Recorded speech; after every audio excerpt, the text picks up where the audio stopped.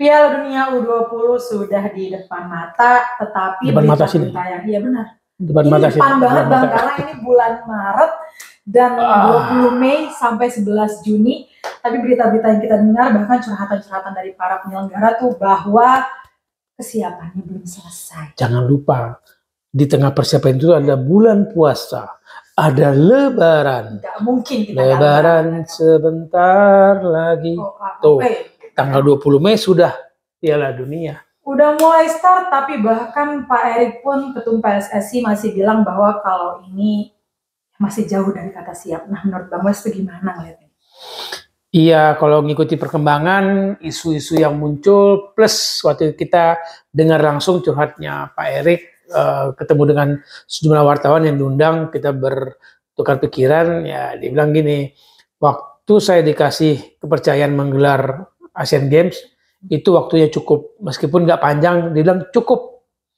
Tapi kalau ini, ketika dia dipercaya menjadi ketum PSSI dan di depannya tiba-tiba ada Piala Dunia, dia mengatakan kalau ada Mission Impossible, di atasnya Mission Impossible, ini hitungannya nggak sampai 100 hari dia mempersiapkan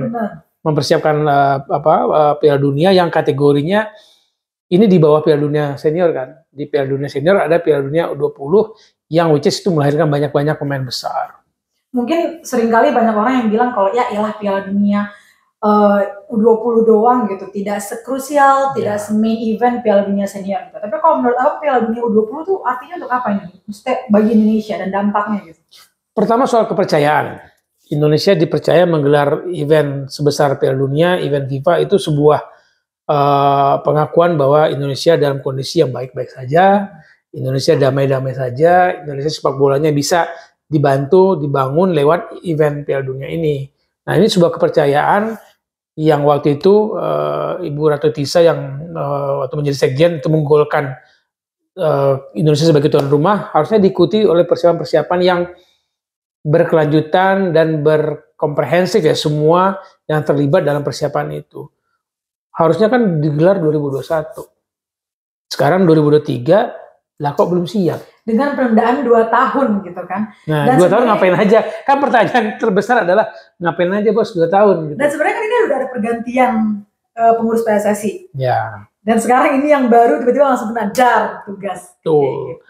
Yang jadi sorotan adalah bahwa pergantian pengurus ini apakah disebabkan karena persiapan Piala Dunia yang tidak, atau karena memang benar-benar karena kasus Kanjuruhan kemarin, atau kenapa lagi kalian punya analisa-analisa sendiri, gitu kan. Nah, tapi momentum apa yang harus sepak bola Indonesia ambil Bang dari Piala Dunia U20 ini? Iya, kepercayaan FIFA tadi harus diikuti dengan kemauan kita untuk membangun sepak bola. Kata Pak Erik kan ini momentum membangun sepak bola yang bersih dan berprestasi. Nah, prestasinya oke, kita bangun pelan-pelan. Yang bersihnya oke, kita siapkan. Tapi momentum memanfaatkan perhatian dunia kepada Indonesia ini harus diikuti juga dengan membangun sebuah sepak bola yang menjadi industri. Tidak hanya kerjaan PSSI nih. Persiapan ini kan kerjaan pemerintah daerah. Yang bangun stadion bukan PSSI. PSSI kagak punya stadion. Yang membangun infrastruktur bukan PSSI, pemerintah. Nah, ayo berkembang bareng-bareng. Akhirnya kita sampai pada satu tujuan bahwa membangun sepak bola itu bukan hanya tugas kerjaan PSSI.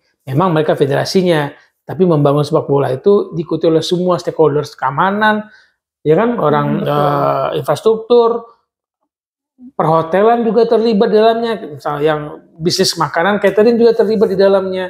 Jadi momentum memadukan membangun sepak bola, bahwa sepak bola kita bangun bareng-bareng. Memang PSSI sebagai lokomotifnya, gerbongnya semua orang stakeholder, termasuk kita, pelajar, penonton semua, supporter ikut menjadi bagian membangun sepak bola nasional. Betul, dan selain itu mungkin kalau beberapa orang bilang ini Piala Dunia U20 aja, tapi kan sebenarnya banyak Bang, pemain-pemain terkenal, pemain-pemain dunia tuh lahir dari situ ya Bang ya? Ya, dulu waktu Indonesia sempat main ya di 1979 di Jepang, ketika Jepang tuan rumah, kita melawan Argentina, ada Maradona di situ. Masih ada Bambang Nurdiansyah masih bisa bercerita sebagai saksi hidup. Coach Mundari Karya juga bisa bercerita sebagai saksi hidup. Messi lahir dari ajang ini juga. Dulu waktu 1997 Malaysia, saya hadir di sana di Piala Dunia, Malaysia jadi tuan rumah, itu melahirkan yang namanya Thierry Henry, Trezeguet, Pablo Aimar, Roman Riquelme, Michael Owen, Carragher itu lahir dari event ini. Nah, harusnya kita juga menunggu siapa yang akan lahir dari Piala Dunia U20 di Indonesia. Semoga ya, berarti semoga nantinya akan ada. Nah, untuk closing nih Bang, kira-kira kalau dari Bang Mel sendiri optimistis gak bahwa Indonesia bisa menjadi penyelenggara yang baik untuk Piala Dunia U20? Sebelum masuk fase optimistis, saya masuk fase berharap. Nah, tadi saya bilang persiapan ini jauh dari yang diharapkan sebenarnya. Jadi kalau semua orang mau bergerak dalam waktu yang tersisa, tidak hanya berharap ke PSSI, tapi semua orang bergerak, yang bangun stadion lah, yang bangun infrastrukturnya lah, persiapan transportasi, perhotelan, bahkan nanti di airport pun gitu kan, semua kan terlibat tuh. Betul. Kedatangan tim-tim besar dari airport Jakarta ke daerah-daerah. Nah, kalau semuanya bergerak, benar-benar melihat sepak bola, momentum sepak bola Piala Dunia ini dijadikan sebuah fase yang baik untuk membangun citra Indonesia di mata dunia, baru saya masuk ke fase optimistis. Jadi berharap dulu, tapi ini sebenarnya sama sih kayak seluruh masyarakat Indonesia yang berharap bahwa semoga saja Indonesia bisa menjadi penyelenggara Piala Dunia U20 yang baik. Jadi tuan rumah yang baik. Jadi tuan rumah yang baik. Kita tunggu prestasi di lapangan yang baik juga dong. Ya semoga jadi pemainnya juga, PSSI juga, masyarakatnya juga. Jadi semua stakeholder bersatu untuk penyelenggaraan Piala Dunia U20 yang baik. Kita sampai jumpa di episode Kopi Weekend selanjutnya. Baik.